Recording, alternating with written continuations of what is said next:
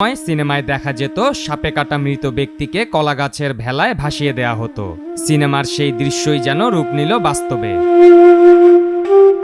কলাগাছের ভেলায় ভারত থেকে ভাসতে ভাসতে বাংলাদেশে আসে সাপে কাটা এক শিশুর নিথর দেহ। শিশুটির নাম সুমিত দাস। ভারতের আসাম রাজ্যের লালবাড়ি এলাকার ডেকাব ঘাটে বাসা শিশুটির। সাপে কাটার পর মৃত শিশুটিকে তার পরিবার কলাগাছের ভেলায় ভাসিয়ে দেন, এই বিশ্বাসে যদি সুমিত দাস বেঁচে ওঠে। এরপর সেটি ভাসতে ভাসতে বাংলাদেশে এসে পড়ে।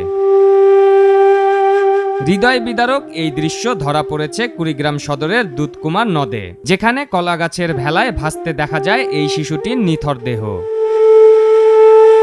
শিশুটির মরদেহ ভেলায় ভাসতে দেখে কুড়িগ্রাম জেলার যাত্রাপুর ইউনিয়নের গারুহারা ঘাটের স্থানীয় মানুষের মধ্যে চাঞ্চল্যের সৃষ্টি হয়।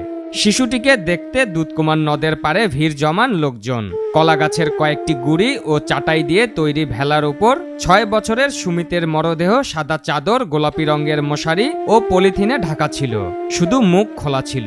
ভেলার সঙ্গে একটি চিরকুটে সুমিতের ছবি, নাম, ঠিকানা এবং একটি ভারতীয় মুঠোফোন নম্বর লেখা ছিল। চিরকুটে দেয়া তথ্য মতে শিশুটির নাম সুমিত দাস, বাবার নাম আকুমনি দাস, মায়ের নাম পদ্মা দাস, বাড়ি ভারতের আসাম রাজ্যের লালবাড়ি এলাকার ডেকাব ঘাটে।